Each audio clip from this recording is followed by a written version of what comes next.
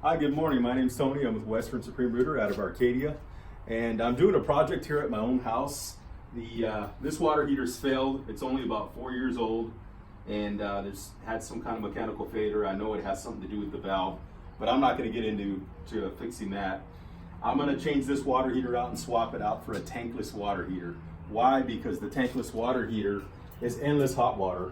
I'll be honest with you. I got two daughters and a wife, and when they shower, when it's my turn to shower, there's not much hot water left. So I know with the performance of this water heater, it is endless hot water and it's a space saver, and I know the longevity of this heater is going to last a lot longer. These things last about 25 years. I mean, these new water heaters are just don't last as long, and I want to have good hot water all the time. The 40-gallon water heater has been removed.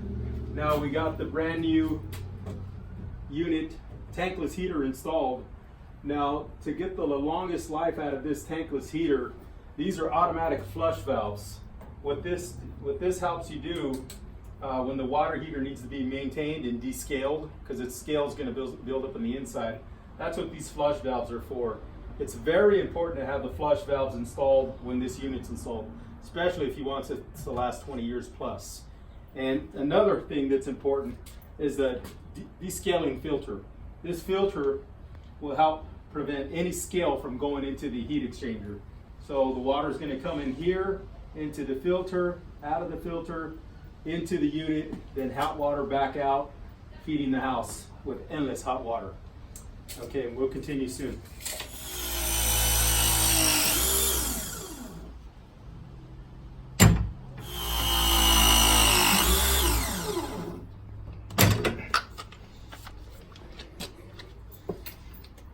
The tankless water heater has been installed.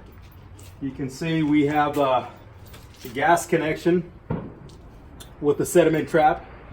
Any sediment that comes through the gas will end up in this nipple here. And you got your flush valves for your cleaning, servicing the unit.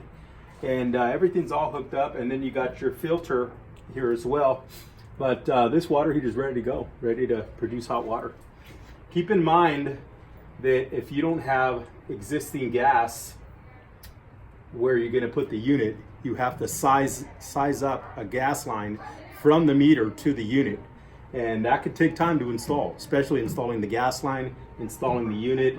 Some of these units are easy swap outs, but if there's not one existing there, it's going to take time, maybe a full day, to install the unit.